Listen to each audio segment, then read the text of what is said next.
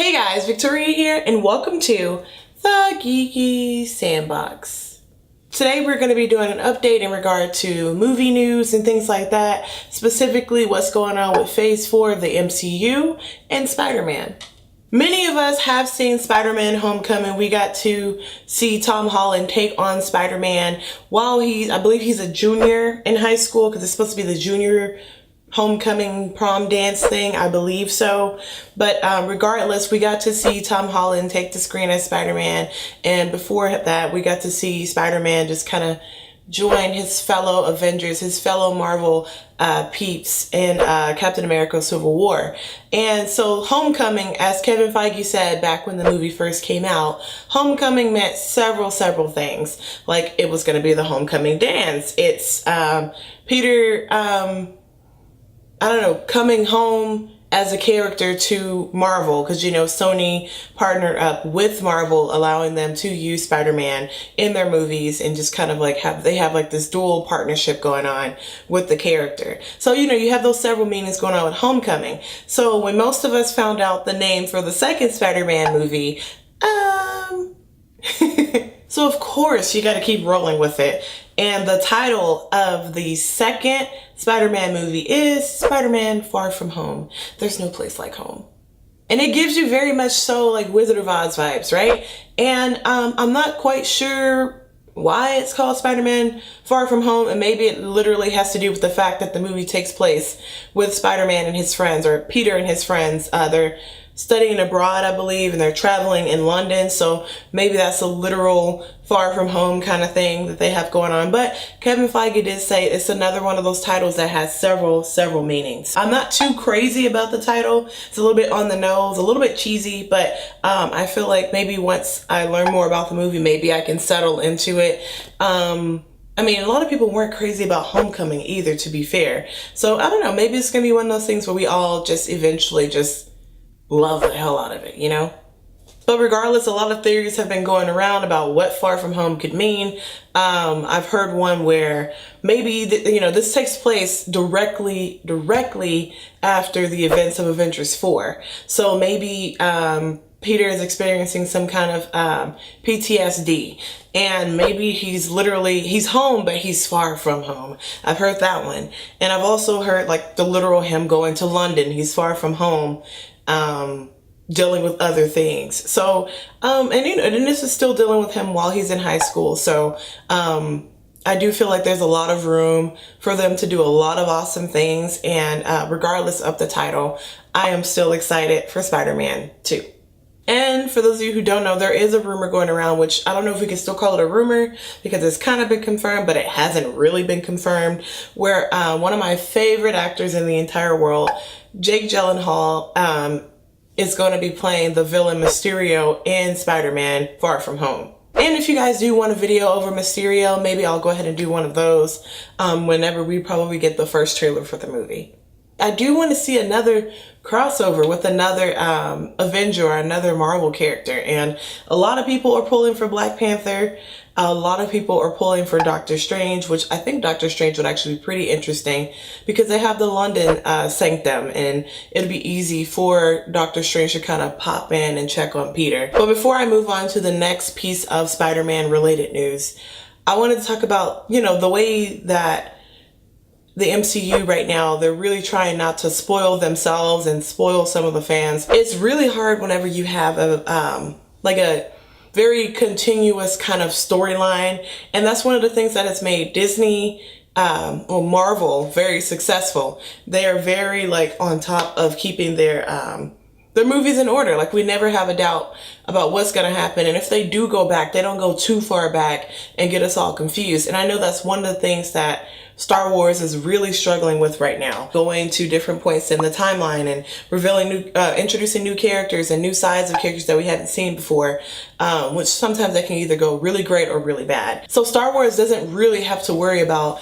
spoiling the next movie or the next sequence of events for their fans, partially because you already know what's going to happen, especially if it's a prequel story, or it's something entirely disconnected, if that makes sense.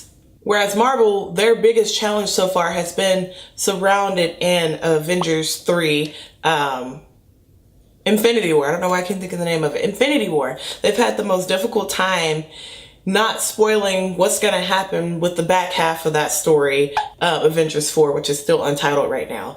So you have like Spider-Man, and you have like the fact that the Guardians 3 movie is like, has been greenlit and the script has been written, and you have all the actors like Chris Pratt and Dave Bautista and all of them filming in January of next year. So you have all these things rolling out from all these characters that disintegrated.